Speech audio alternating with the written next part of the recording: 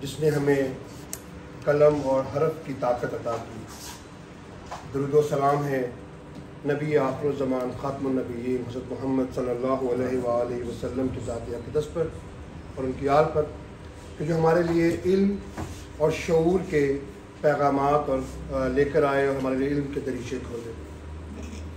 इंतहाई वाजिबुल एहतराम मेरे लिए बहनों की तरह मोहतरम और अज़ीज़ मैडम सैयदा रुबीना ज़हरा गदेज़ी साहिबा और उनके साथ तशरीफ़ लाए हुए मेरे दीगर मौजूद मेहमानान गिरामी, कबीरवाला प्रेस क्लब के मेरे मौजूद दोस्तों, सबसे पहले तो मैडम हम आपको प्रेस क्लब कबीरवाला के अंदर खुशामदीद कहते हैं।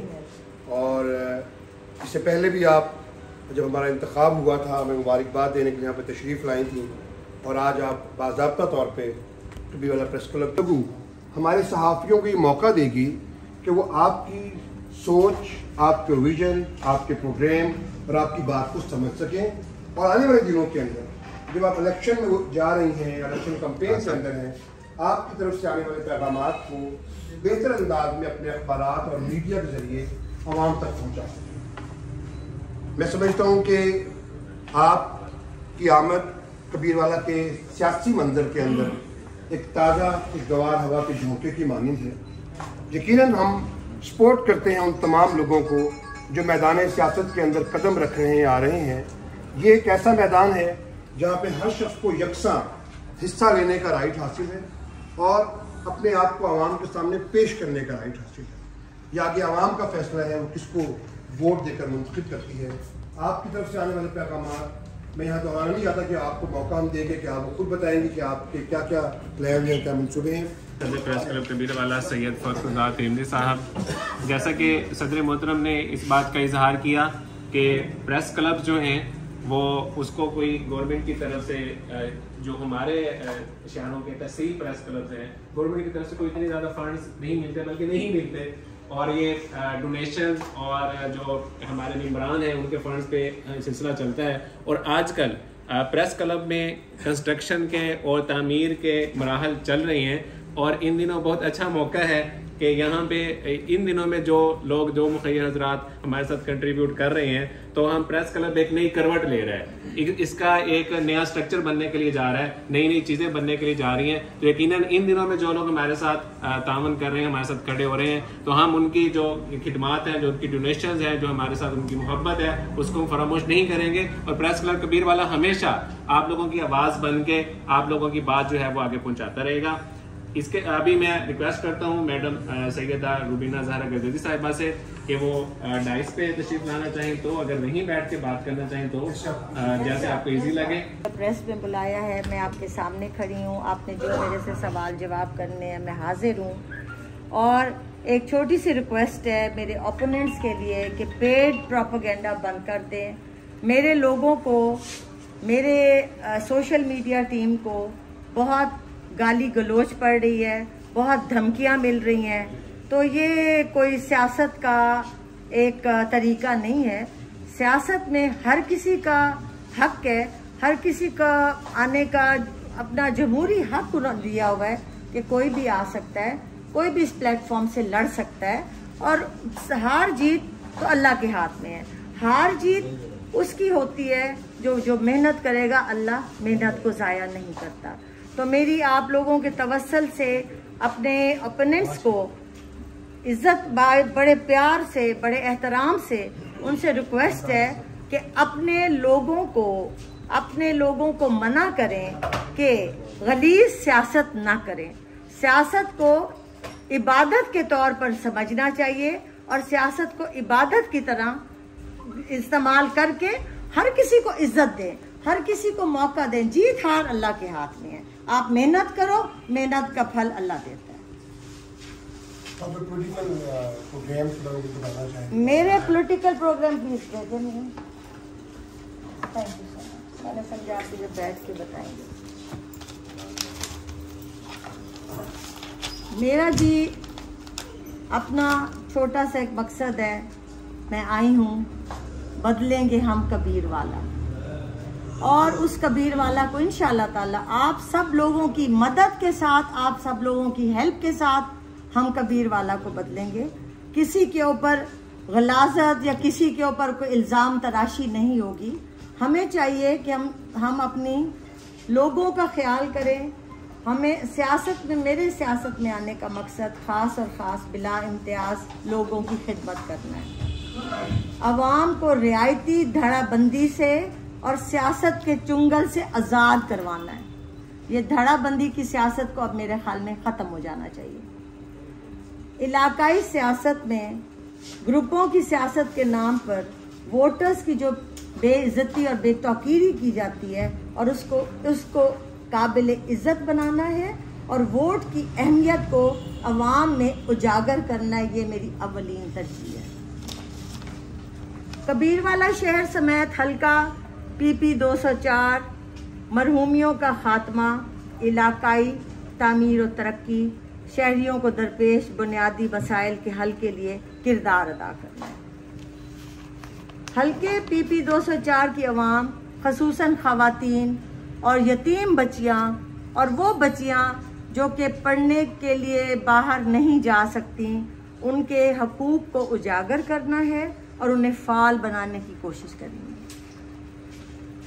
हम सब टीम वर्क की सूरत में हुकूमत से मिलने वाली तरक्याती फ़ंड्स को इलाके की तामीर और तरक्की और अवाम की खुशहाली के लिए बिला इम्तियाज़ बामकसद इस्तेमाल करना है।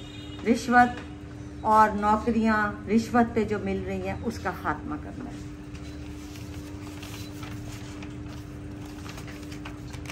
हुकूमत की जानिब से मिलने वाली सरकारी मुलाजमतें, मैं जैसे कि आपको पहले भी बता चुकी हूँ कि कोटे का सियासी रिश्वत और इकरा बरबरी के खात्मे को बंद करना है और हकदार को उसकी नौकरी दिलवानी है, रिश्वत का खात्मा करना है। ये मेरी अव्वलीन तरजीह है।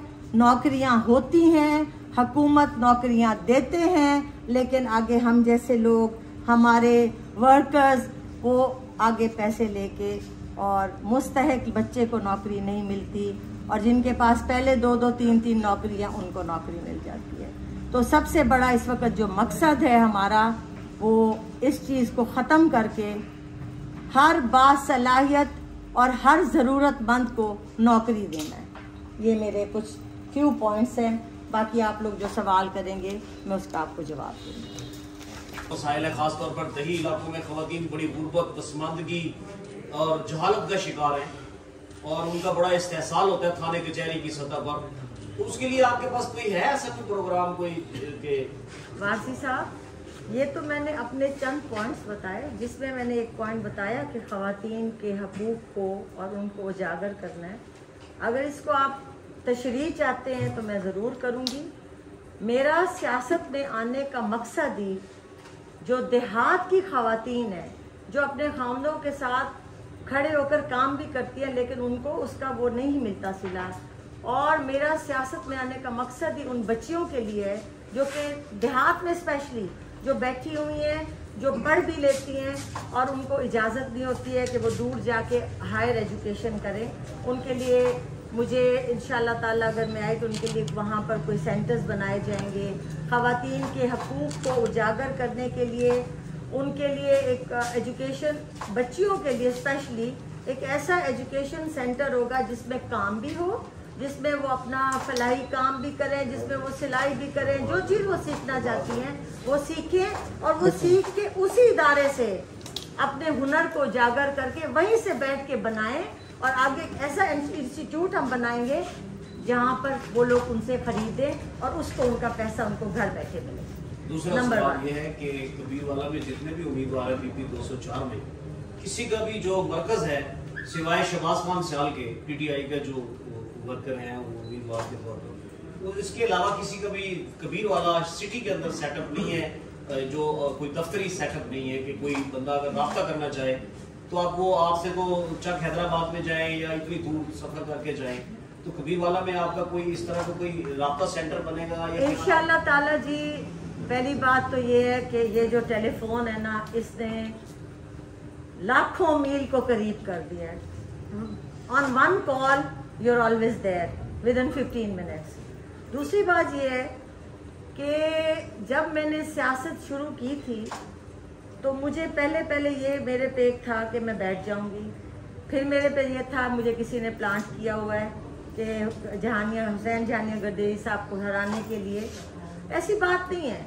मैंने आहिस्ता आहिस्ता, मुझे 2 साल हो गए मैंने अपना काम शुरू किया है, और आज अल्लाह का शुक्र है कि मैं टॉप 2 में मेरा नाम आ रहा है। आप लोगों को सबको पता होगा, इसमें कोई छुपाने वाली बात नहीं है। और इंशाअल्लाह ताला इसी तरह मैं काम करती रही तो जीतूंगी भी मैं ज़रूर। और जहाँ तक दफ्तर की बात है तो रमज़ान शरीफ के बाद मैं यहाँ पर दफ्तर बना रही हूँ, जिसमें 2 दिन मैं आके बैठा करूँ।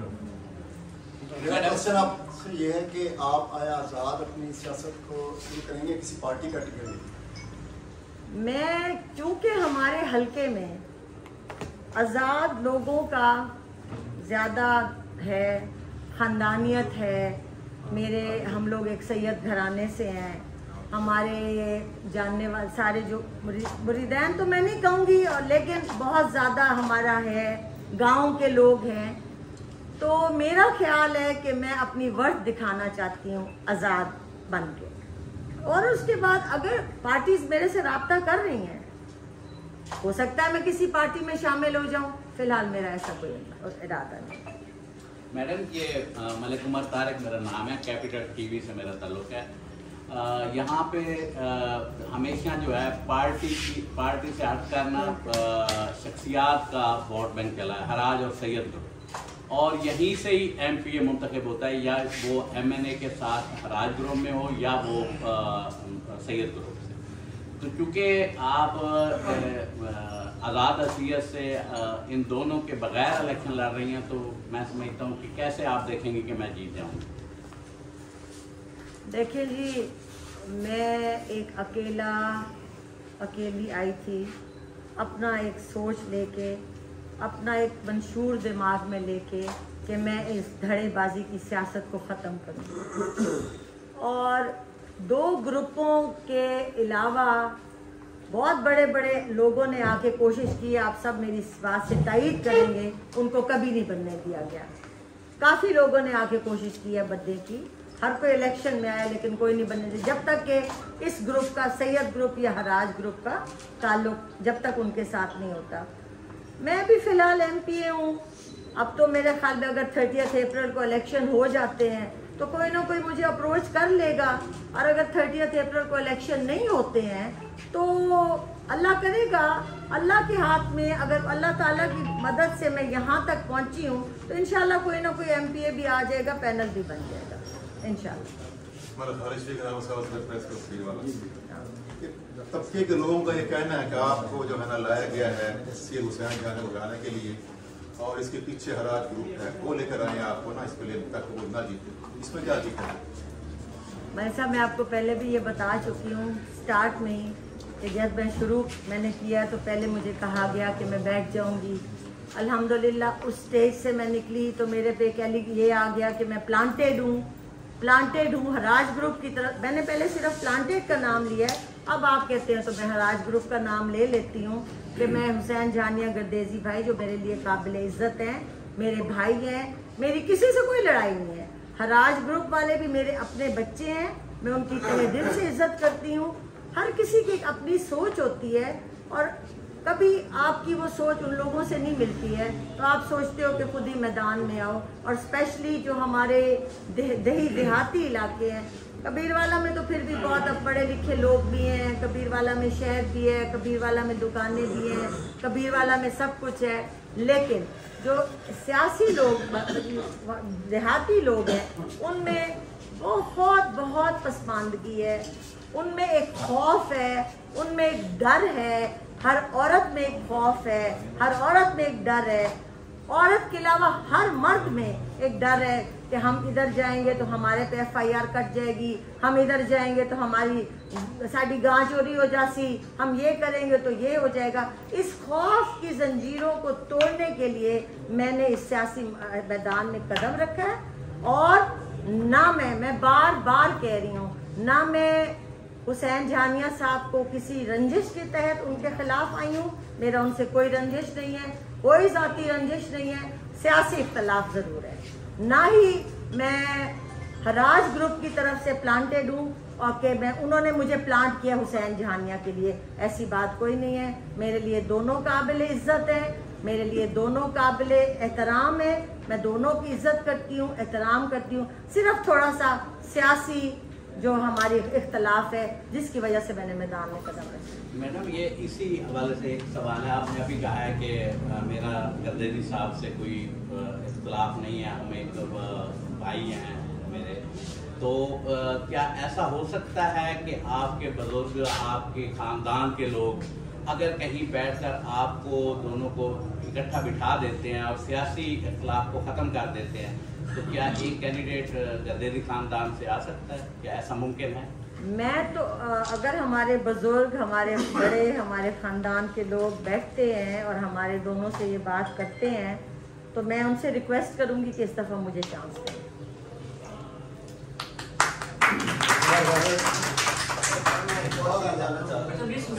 GTV से, अच्छा खुदा न खास्ता, पहले तो आप जीते, हमारी दुआ है, सब दोस्तों की दुआ है, अगर खुदा न खास्ता अगर आप हार जाती, इलेक्शन नहीं जीती, तो आप ऐसे ही अपने जो भलाई काम है जारी रखेंगे? नवीद साहब, इंशाअल्लाह ताला एक औरत जो है जब वो कुछ ठान लेती है तो वो उस पर मुनज़्ज़म रहती है। एक औरत की जब शादी होती है तो उसकी एक सोच होती है कि उसने अपने बच्चों को परवरिश करनी है, अपने घर को खूबसूरत बनाना है, अपने शौहर का ख्याल रखना है और उसके बाद उनको परवान चढ़ाना है। और फिर वो अल्हम्दुलिल्लाह करती है जब उनके बच्चों की शादियां हो जाती है और दोनों अपने घरों वाले हो जाते हैं। औरत का फ़र्ज़ वहाँ पर बच्चों के लिए वो हो जाता है, ख़त्म हो जाता है, दुआ रहती है माँ की। लेकिन आपका अगर ये कहने का मकसद है कि अगर इस इलेक्शन में खुदा न खास्ता मैं हार गई तो क्या मैं छोड़ जाऊंगी हल्का, ये अब नामुमकिन है। जब तक मेरी ज़िंदगी है मैं इसी हल्के में रहूंगी, मैं अपनी आवाम की खिदमत करती रहूंगी। मैं अगर किसी के साथ ज्यादती हुई, जो भी पुराने धड़ों में से अगर कोई बन के आया, तो मैं प्लेटफॉर्म एक बनाऊंगी, मीडिया की आप लोगों की तवस्सल से, आप लोगों के कॉपरेशन से मैं आवाज़ को बुलंद करती रहूंगी। और जो पिछली जो भी हुई हैं, जो सियासी हो रही हैं, चोरी, डकैती, FIR, एक को उठाया जाता है, एक को छोड़ा जाता है, इसके अलावा कोई काम नहीं है। वो अब इंशाअल्लाह ताला एक ऑपोजिशन बन के उनके सामने खड़ी होगी, दीवार बन। मैडम सज्जाद अकबर शाह मेरा नाम है, डॉन मीडिया ग्रुप से वाबस्ता हूँ।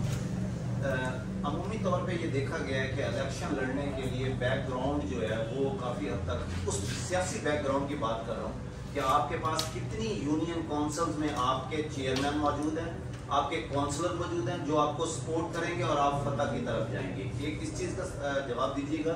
दूसरा ये बात कि अभी आपने बात की कि मेरे साथ मुख्तलिफ पार्टियों ने रब्ता किया है, क्या आपने भी कभी ख्वाहिश जाहिर की है कि मैं किस पार्टी से बतौर उम्मीदवार जो है सामने आऊँ?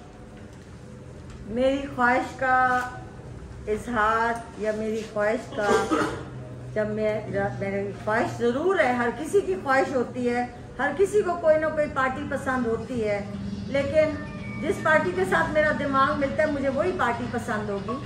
जब वक्त आएगा तो मैं बता दूंगी अगर मैं किस पार्टी के साथ मुझे पार्टी अच्छी लगती है। फिलहाल में यूनियन काउंसिल के हवाले से, यूनियन काउंसिल के हवाले से ये है कि हमारा एक सियासी ख़ानदान है। मेरे फूफा सैयद अब्बास हुसैन गर्देजी 1973 के कॉन्स्टिट्यूशन में पहले MNA थे जिन्होंने साइन किया था कॉन्स्टिट्यूशन पे। सियासी मेरे वालिद साहब चेयरमैन रहे थे। मेरे वालिद साहब को MPA का टिकट मिलने का भी मिली थी और उन्होंने आगे अपने, तो जैसे होता है, तो वैसे बचपन से मुझे भी कुछ सियासत का बहुत शौक़ था। और यूनियन काउंसिल्स की जहाँ तक आप बात करते हैं तो हमारे पास अल्हम्दुलिल्लाह अपनी 4 यूनियन काउंसिल्स हैं। चक हैदराबाद, नवा शहर, कुकरहट्टा और सलार में, जो सबसे बड़ी यूनियन काउंसिल है सलार में। ये हमारी अपनी 4 यूनियन काउंसिल्स हैं। इसमें से हमारे अपने नुमाइंदे बनते हैं, हमारे अपने मेंबर्स बनते हैं, हमारे अपने चेयरमैन बनते हैं, जिसमें से एक मोहम्मद शाह गर्देजी हैं जो सलार वैन के चेयरमैन हैं और वह हर वक्त मेरे साथ होते हैं। आज उनकी कुछ वजूहात थी अपनी घर की, इसलिए वो मेरे साथ हैं। लेकिन मेरा नाम सैयद जुल्कर नैन बुखारी है। आप बहुत काबिल एहतराम है, तो आपको खुश आमदीद कहता हूँ। मैं लेट आया हूँ, उसके लिए मालूम था। मेरी अर्ज़ ये है कि क्योंकि अब आप इस वक्त जिस उम्मीदवार हैं, तो हमारे सवाल आपके लिए हैं, बतौर खातून और बतौर सैयदा आप हमारे लिए क्या काबिल एहतराम हैं। अगर कुछ थोड़ा सा कुछ तुर्श सवाल हो तो आप मुझे माजरत में एडवांस कर रहे हैं। मेरे 2-3 सवाल हैं जिनमें एक तो आपने फरमाया कि मैं हराज ग्रुप और सैयद ग्रुप के मुकाबले में मौजूद हूँ, लेकिन जो आपका सोशल मीडिया है वो ये दिखाता है कि आप सिर्फ हुसैन जहानी गर्देजी के मुकाबले में मौजूद हैं। कोई भी धड़ा जो टूटता है, कोई भी शख्स जो टूटता है, तो वहाँ लिखा होता है हुसैन जहानी आपकी गरीना साथी। सोशल मीडिया के आपके पेज को मैंने बड़ा डीपली देखा है, उसमें मुझे कहीं एक जगह पे भी मुझे नहीं नज़र आया जहाँ लिखा हुआ हो कि हराज ग्रुप का कोई अहम बंदा टूट गया है या वो, यानी एक सवाल जो आपने उसका जवाब भी दे दिया है, लेकिन उस पर थोड़ा सा अगर आप वाकई न्यूट्रल एक यानी अलग हैसियत से आई हैं तो नज़र भी आना चाहिए। एक चीज़ वो है। दूसरा भी मेरा ये सवाल है कि क्या आपके साथ कभी बैरिस्टर साहब ने, जो मेरी बात है क्योंकि आपके ख़ानदान से मेरा खासा न्याज़बंदी का ताल्लुक़ है, तो मेरे इल्म में ये आया था कि बैरिस्टर साहब ने आपसे मुलाकात में वादा किया था, बैरिस्टर साहब ने आपसे वादा किया था कि आपको बतौर वीज़ वो अपने साथ लेंगे। तो क्या उस पर कोई मायूसी नहीं यानी कि देखने में आई कि बैरिस्टर साहब से किस बात पे डायलॉग हुआ कि क्यों नहीं उन्होंने आपको लिया उसमें अपने विंग के अंदर, क्यों नहीं लिया? और ये जवाब दे दें। एक सवाल आप मेरे से करें प्लीज, क्योंकि सबसे पहले जो सवाल आपने मेरे से किया है कि जी हुसैन जहानिया शाह के, हुसैन जहानिया गर्देजी भाई के आता है जी हुसैन जहानिया का ये विंग हमने तोड़ लिया, ऐसी बात कोई नहीं है। मुझे अगर मेरे सोशल मीडिया पे ये लिखा हुआ आ रहा है तो मैं उससे माजरत चाहूँगी। मैं हर किसी के पास जा रही हूँ। आपको शायद इल्म नहीं है कि मोहम्मद शाह गर्देजी जो सलार वैन के इस वक्त है वो हराज तो फिर वो भी तो टूटे हैं, ठीक है। हराज मोहम्मद शाह तो मेरे साथ पहले दिन से, ठीक है जी। नंबर 2, आपने कहा कि मेरी हराज ग्रुप रजा हराज साहब से मुलाकात हुई थी, जो आप गढ़बराजा की मुलाकात की बात करें। भाई देखें, पहली तो बात है यही, मुझे सबसे पहले आप लोगों से गिला है कि इंसान जब पर्सनल किसी कमिटमेंट में होता है तो मुझे नहीं पता कि ये बात कहाँ से निकली है। मेरे भांजे ऑन अब्बास सियाल की डेथ हो गई थी, जो कि आपके इल्म में बिल्कुल होगा, जो कि वो रजा साहब के भी, रजा की मोमानी के भांजे हैं, ठीक है। तो हम तो रोज़ाना की उस पर जा रहे थे, मैं रोज़ाना के जा रही थी। रज़ा मेरा बच्चा है, मेरा बड़ा भाई है, और वो भी वहाँ पर आए हुए थे। और उस वक़्त तो मैंने सियासत में कदम रखा ही नहीं था, मेरी सोच ही नहीं थी कि मैं सियासत में आ रही हूँ। आप मुझे बताएं, ऑन की डेथ निकालें, ऑन की कुल खानी निकालें, फिर मेरे से ये सवाल करें कि मैंने सियासत में एंट्री कब की है। नंबर 1, मेरी रज़ा से वहाँ पर कोई सियासी बात नहीं हुई। रज़ा साहब से सियासत पे अगर बात हुई है तो राना शकील साहब के भाई की शादी थी, आपकी तरफ पे आई हुई थी, वहाँ मैं और रज़ा हम इकट्ठे बैठे थे। उसने कहा, उसने मेरा नाम भी, वो मुझे बड़े प्यार से और नाम लेता है, उसने कहा ये मैं क्या देख रहा हूँ? मैंने कहा जो तुम देख रहे हो सही देख रहे हो। तो आपको ये, मेरी कोई कमिटमेंट नहीं है उनके साथ। और रमज़ान है तो बेहतर है कि इंसान हर कोई सच ही बोले। रज़ा के साथ, हुसैन जहानिया साहब के साथ, किसी के साथ मेरी कोई कमिटमेंट नहीं। एक, सिर्फ एक, जिनका मैं नाम नहीं लूँगी, राज में रखूँगी, उन्होंने मेरे से आके बात की और उनसे मेरी बात हुई तो मैंने कहा आई विल सी। मैंने उनको भी कोई कमिटमेंट नहीं। यानी कोई पेशरफ्त वो करना चाह रहे थे, आपने नहीं कमिटमेंट की? नहीं, जब एमएनएस के इलेक्शन के लिए पहले जब हुए थे उस टाइम की बात है। तो आपको अब ये क्लियर हो जाना चाहिए, और प्लीज आपके तवस्सुल से मैं ये क्लियर करना चाहती हूँ कि ना मैं हुसैन जहानिया साहब के कोई जाती दुश्मनी के उस पर आई हूँ, ना मुझे हराज ग्रुप ने प्लांट किया है, और ना ही हराज ग्रुप ने मुझे टिकट देने से इनकार किया। ये 3 चीज़ें जो इन्होंने मेरे से बात की, काफ़ी मतलब ये अच्छी बात उन्होंने मेरे से की है ताकि ये क्लियर हो जाए। और जहाँ अगर मेरी उनसे मुलाकात हुई गढ़ महाराजा में, तो वो फौतगी का मौका था। मेरे ख्याल में सियासतदान तो फौतगी को भी एक वो समझते हैं, लेकिन एक औरत के नाते उस वक्त मुनासिब भी नहीं था, ना ही उन्हें पता था कि मैं सियासत में आ गई हूँ। तो वो तो उस वक्त तो बात हो नहीं सकती। आप लोग डेट निकालें, उसकी डेथ की डेट निकालें, उसकी कुलखानी की डेट निकालें। कुलखानी वाले दिन उनकी मेरी मुलाकात हुई थी, तब उनकी तबीयत भी खराब थी, बहनों ने उनकी तबीयत भी की। और मैम कैसर नदीम न्यूज़ से दो क्वेश्चन हैं। एक तो आपने कहा कि सोशल मीडिया की धमकियाँ मिल रही हैं, वो कोई खास अपोनेंट आपने सारे बुलवाए, तो खास अपोनेंट मुझे सबकी तरफ से मिल रही, क्योंकि हमने सोशल मीडिया पे देखा नहीं। दूसरा क्वेश्चन ये है कि हर जो है ना कॉन्स्टिट्यूंसी का जो फ्यूचर होता है नौजवान होते हैं, यूथ होते हैं। यूथ के लिए पर्टिकुलर, क्योंकि वो हमारा मुस्तकबिल है, उनकी डेवलपमेंट होनी चाहिए, चाहे लड़की हो चाहे लड़के हो, उनके खेल है, उनकी एजुकेशन है, उनकी सेहत है, वो हमारा असल पाकिस्तान है। तो उनके लिए आपका क्या प्लान है कि यूथ को यहाँ पे जो है ना वो अपलिफ्ट किया जाए, development? Thank you so much, I am really grateful. आपने ये सवाल किया, मैं सवाल का इंतज़ार कर रही थी। मेरा यूथ के लिए सबसे ज़्यादा प्लान है। देखिए, अनएम्प्लॉयमेंट जो है उसको ख़त्म करने के लिए यूथ को एजुकेशन देनी होगी फॉर द एम्प्लॉयमेंट, और वोकेशनल ट्रेनिंग देनी होगी, लाइक प्लम्बिंग है, लाइक इलेक्ट्रिशियन है, लाइक कुछ है, अच्छे तरीके से, मुनज़्ज़म तरीके से, ताकि वो लोग अपना कारोबार कर सकें और पढ़ाई के बाद उनको हम जॉब दिलवा सकें। दूसरा ये है कि जो पुअर एजुकेशन है हमारे सिस्टम में, हमारे पूरे मुल्क के सिस्टम में गवर्नमेंट की एजुकेशन अच्छी नहीं जा रही है, और चंद एक यूनिवर्सिटीज़ हैं, चंद एक कॉलेजेस हैं जो कि बहुत अच्छे जा रहे हैं, और हम सलूट करते हैं कि बड़े अच्छे बच्चे वहाँ से पढ़कर निकलते हैं। पुअर एजुकेशन को हमने इंटरनेशनल स्टैंडर्ड पे लेकर आना है, इंटरनेशनल स्टैंडर्ड पे उनकी पढ़ाई करवानी है, और उनको ऐसी पढ़ाई के, मेरा एक और ये रिक्वेस्ट थी, और मैंने बहुत दफ़ा ये कहा है कि 40 साल से दो बहुत मोतबर सियासतदान हैं जो कि इस इलाके में उनका राज चल रहा है। क्या उन्होंने कभी रिक्वेस्ट की कि ज़िला खानेवाल में भी एक यूनिवर्सिटी बन जाए? मुल्तान से या खानेवाल से, कबीरवाला से, दूसरे इलाकों से बच्चे जहाँ कॉलेजेस प्राइवेट हैं वो मुल्तान जाते हैं BZU में, और वहाँ से डेली वापस आते हैं, और माँ बाप पेरेंट्स इस इंतज़ार में होते हैं कि हमारा बच्चा खैर से वापस आए। ये है नहीं है।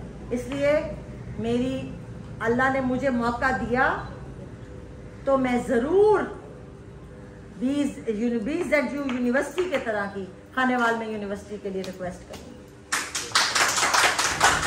दूसरा आपने मुझे कहा, और दूसरा बात ये law and order. Law and order क्यों ख़राब है? लॉ एंड ऑर्डर इसलिए ख़राब है कि बच्चों के पास पढ़ाई नहीं है। बच्चों को हमने वो सोच ही नहीं दी कि कुछ पढ़ के, मैं उन बच्चों की बात कर रही हूँ जो कि हमारे दरमियाने तबके के हैं, जो उससे भी नीचे के हैं। हम लोग तो अपने बच्चों को कहाँ कहाँ भेज देते हैं। कितने 10% लोग होंगे ऐसे? सोचना चाहिए जहाँ हम बैठे हैं, जिस मुल्क में हम बैठे, हम बच्चों को क्या सिखा रहे हैं? हम बच्चों को क्राइम सिखा रहे हैं, हम बच्चों को एक गैरत देते हो, भाई अब आज हमने ये काम करना है, इसको मारना है, ए झंडा चावना है, ओ झंडा चावना है। ये चीज़ें नहीं होती हैं। बच्चों को पढ़ाएं, उनकी सोच को उजागर करें, तालीम के ज़रिए उनके शऊर को उजागर करें, उस तरह लॉ एंड ऑर्डर ठीक होगा। आजकल जिस तरह से ये एजुकेशन नहीं है बच्चों में, तो चोरियां भी हो रही हैं, झपटा झपटी भी हो रही है, डकैतियां भी हो रही हैं। उससे पहले महंगाई इतनी ज़्यादा है कि बच्चे सोचते हैं कि माँ बाप कुछ दे नहीं सकते, बिकॉज वो पढ़े हुए नहीं हैं, तो वो नशे के आदी हो जाते हैं। नशे के लिए उन्हें पैसा चाहिए होता है, पैसा उन्हें माँ बाप से नहीं मिलता तो वो चोरी करते हैं। नशा भी डिप्रेशन की वजह से वो करते हैं। डिप्रेशन ये है कि उनके पास पढ़ाई नहीं है, डिप्रेशन ये है कि उनके पास शऊर नहीं है।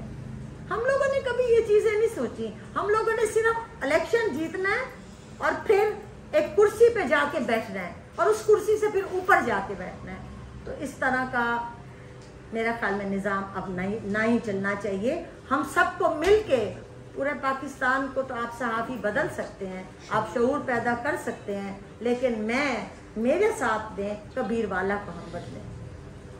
दूसरा, आपने मुझे थ्रेट का कहा है, मेरे सोशल मीडिया का वो बच्चा है सामने खड़ा है, आज 5 दिन से उसको गोली की थ्रेट आ रही है। उसको जो वो लिखता है फेसबुक पे हुसैन जानिया साहब के बंदे से आता है, खराज ग्रुप के बहुत कम है, बहुत कम है। कोई पुलिस कंप्लेंट फाइल की? अभी तक नहीं की। अगर अब आया तो मैं जरूर पुलिस कंप्लेंट फाइल करूंगी। इस बच्चे को थ्रेट मिला और 4 दफा मिला थ्रेट, और इसने फिर सहाफियों को भी कहा है, जो लोकल नवाशहर के सहाफी हैं उनको भी कहा है, उन्होंने मेरे से राब्ता किया है। मैंने कहा अच्छा कोई बात नहीं, हम देख लेंगे। अब मैं आप लोगों के तवस्सुल से ये कह रही हूँ, गलीज़ सियासत ना करें, अच्छी सियासत करें। आपका भी हक है मेहनत करना, मेरा भी हक है मेहनत करना। अजर देना अल्लाह ने, वोट देना इंसान ने, बंदों ने, आपके इलाके के लोगों ने, और जिनमें इंशाल्लाह मैं इस दफा ये शऊर पैदा करूंगी, एक एक घर में जाके ये शऊर पैदा करूंगी कि इज्जत, अपनी इज्जत देखो, तुम्हारी इज्जत है, तुम्हारे वोट की इज्जत है, उस वोट को उसको दो जिसको तुम काबिल समझते हो, चाहे मुझे ना दो। जब आपको पता है कि इसके पीछे, वीडियो के पीछे हुसैन जहानिया गद्देजी साहब हैं और आपके पास प्रूफ है, 4-5 दिन हो गए, तो आपको पुलिस रिपोर्ट फाइल करेगी? मैं जब तक मुझे ये प्रूफ ना मिले कि हुसैन जहानिया, क्या पता दूसरे धड़े के ग्रुपों, क्या पता और बहुत सारे हैं, जब तक और दूसरे और भी कैंडिडेट्स काफी सारे हैं, 12-13 कैंडिडेट्स हैं, क्या पता कौन कैंडिडेट उनके नाम से कर रहा है। जब तक मुझे ऑथेंटिक प्रूफ नहीं मिलेगा मैं कभी किसी के ऊपर नाम नहीं लगाऊंगी। एक और बात भी है कि सोशल मीडिया जिस तरह आपको फायदा देता रहा है, वो अभी हाल ही में तो लगा है कि जैसे आपको थोड़ा नुकसान भी देना शुरू हो गया है। वो एक आपने डॉक्टर भट्टी साहब वाली, और दूसरा वो कोकर साहब एक है, डॉक्टर मोहसिन कोकर नाम था उनका, तो उन दोनों शख्सियात की पोस्ट लगी और वो 2 दिन बाद जो है ना, यानी वो उन्होंने वो इनकार कर दिया, तो दोबारा वापस अपने ग्रुप में चले गए। मेरा जो सवाल है, क्या अब आपको उस कैंपेन की ज़रूरत दोबारा से, वो पुराना दौर तो नहीं शुरू होने वाला कि खुफिया कैंपेन करनी पड़े कि जिसको सोशल मीडिया पे न लाया जाए ताकि वोट बचा लिए जाए? मैं कैंपेन का, आप लोग मेरे इस बात से तायद करोगे कि मेरी कैंपेन पहली दफ़ा इस हल्के में डिफरेंट है जी, है जी। मैं बिल्कुल नहीं डरूंगी, बिल्कुल। हम हर जगह जा रहे हैं, जिन्होंने कहा बिल्कुल लगा दें, हमने लगा दी। उसके बाद कोई और गए, उन्होंने कहा ठीक है, हम खुशी बरज़ा हैं, ठीक है। वहाँ तक जो बूटा कोट वाले डॉक्टर की बात है, तो वो डॉक्टर जिस दिन मेरी रैली जा रही थी, जिस दिन मैंने नॉमिनेशन पेपर्स दिए हैं, तो वो खुद ही सामने सड़क पे आए, उन्होंने कहा बीबी हम आपसे बड़े इम्प्रेस हैं, हमने आपको वोट देना है। उसके बाद मैंने कहा कि उन्होंने मेरे से टाइम मांगा मिलने का, मैंने उन्हें टाइम दिया, उस टाइम पे ना आए। उन्होंने मुझे फ़ोन किया कि जी मेरा एक्सीडेंट हो गया है, बारिश थी, स्लिप हो गया हूँ, मैं नहीं आ सका। मैंने कहा अच्छा जी मैं आपकी तीमारदारी करने आऊँगी। मैं उनके क्लिनिक पे उनकी तीमारदारी करने गई। वो जाहिर बात है, मैं तो हर जगह जाती हूँ, वो लग जाते हैं। दूसरे दिन उनका वो आ गया, वो उनकी सोच है। मुझे उन्होंने कहा रमज़ान का महीना है, हम सब ने आज रोजे के साथ कसम उठाई है आपको वोट देंगे। दूसरे दिन उन्होंने वो लगा दिया, तो मेरा तो इसमें कोई कसूर नहीं है। मुझे वोट वो मिलना है जो मिलना है, मुझे I don't care about these things. मैं अपनी मेहनत जारी रखूंगी, मेरा सोशल मीडिया का यही ट्रेंड चलेगा। मेरा आपसे ये सवाल है कि सियासत एक खेल है, जो आम रूटीन में ये चलता है कि सियासत भी एक खेल है और इसमें मुख्तलिफ खिलाड़ी आते हैं और अपना मैदान जीतने के लिए तगदो कर रहे होते हैं। तो आपके मुकाबले में जो खिलाड़ी इस वक्त मौजूद हैं वो इस खेल के मंझे हुए खिलाड़ी हैं, चाहे वो सादात ग्रुप से हों, सैयद घराने से हों, या वो हराज ग्रुप से हों, या किसी और पार्टी से हों। आपके मुकाबले में तो आपने उनको मुकाबले में उन्हें बीट करने के लिए कोई स्ट्रेटेजी बनाई है? वो मेरे भाई इसमें कोई शक नहीं है, 40 साल से जो 2 खिलाड़ी हमारे मैदान में है। मैं तो खिलाड़ी नहीं कहूँगी, क्योंकि खिलाड़ी तो सभी हैं, खिलाड़ी तो हर गेम के खिलाड़ी होते हैं। मैं उन सियासतदान कहूँगी, मंजे हुए सियासतदान कहूँगी, और मैं तो अभी स्टूडेंट हूँ, मैं तो बिल्कुल स्टूडेंट हूँ सियासत में, और मैं एक सच्चे जज्बे के साथ आई हूँ, सियासत को इबादत समझ के आई हूँ। अब देखते हैं अल्लाह मियाँ क्या चाहते हैं। जी मेरा जहाँ तक 92 से ताल्लुक है, अभी आप फरमा रही थी कि मेच्योरिटी आई होगी, तो आपके ख्याल के मुताबिक आने वाले वक्त में कौन सी पंजाब में हुकूमत, कौन सी सरकार बना सकती है? मैं ना तो ऊपर हाई ऑफिशियल्स में हूँ, मैं एक स्टूडेंट हूँ, तो मेरे लिए तो जो हुकूमत आएगी मेरे लिए सराफ होगी। मैडम आप बहुत अच्छे अंदाज में जी हमारे साबित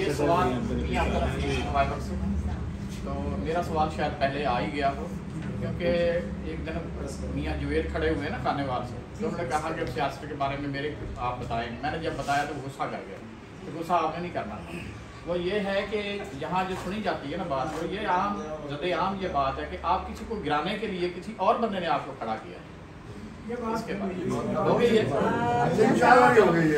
साहब मैं आपको बता देती हूँ, आप लिए मेरे लिए काबिल मोहतरम है। सबसे पहले तो मैं इस दफ़ा आप लोगों सब बैठे आपके तवज्जुह से इस प्रेस क्लब को मुबारकबाद पेश करती हूँ कि सब ग्रुप्स ने मिलके एक को चुना, सब ग्रुप्स ने मिलके एक को चुना, और सब इकट्ठे होके यूनिटी में बहुत बरकत है। सबसे पहले तो मैं, क्योंकि मैं पिछली दफ़ा जब मुबारक देने आई थी तो मुझे उस वक्त पता चला था कि इस दफ़ा हम सब के इत्तेफाक से एक प्रेसिडेंट बनना है, एक वाइस प्रेसिडेंट बनना है, अदरवाइज पहले इसको न धड़े होते। तो पहले तो आप लोगों ने शुरुआत की है धड़ाबाजी ख़त्म करने की।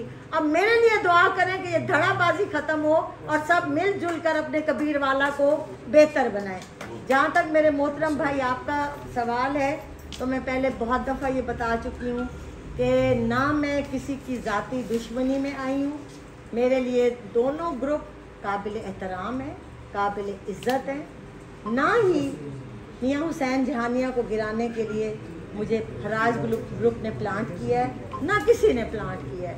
मेरी अपनी सोच, मेरी अपनी मैं इबादत समझ कर इस सियासत में आई हूँ, सियासत को इबादत समझ के चल रही हूँ। और मेरे से अगर कोई इस नेक महीने के सदके कोई एक नेकी का काम हो जाए और ताहियाती अल्लाह मियाँ ने जब तक ये दुनिया है मेरा नाम जिंदा और जावेद उसके नेक बंदों में लिखा जाए, तो मैंने सब कुछ कमा लिया। मैं बनूं मैं ना बनूं, लेकिन इंशाल्लाह आप लोग मुझे हाईलाइट करेंगे, आप लोग मुझे ज़रूर इस दफ़ा मौका दिलवाएंगे कि मैं भी कबीर वाले को संवारने में कुछ काम कर सकूं। जी बहुत शुक्रिया। एक मिनट बहुत शुक्रिया मैडम, आपने इंतहाई खूबसूरत अंदाज में हमारे तमाम दोस्तों के जो सवाल हैं उनके जवाब दिए हैं। और यकीनन जितनी भी चीज़ें आपके हवाले से पाई जा रही थी, जो कन्फ्यूजन थी, वो प्रेस क्लब कबीर वाला एक ज़रिया बना है। इसके ज़रिए से आपकी ये सारी चीज़ें आवाम तक जाएंगी।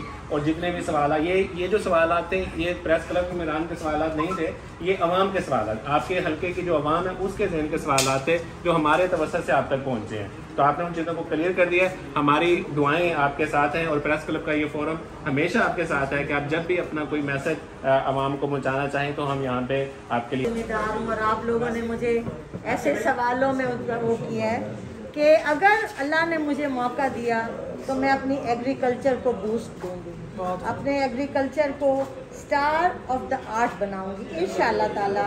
और जो खाद है, जो फर्टिलाइज़र्स हैं, जो स्प्रे है, उसको बगैर किसी पर्ची के लोगों तक पहुंचाऊंगी इंशाल्लाह।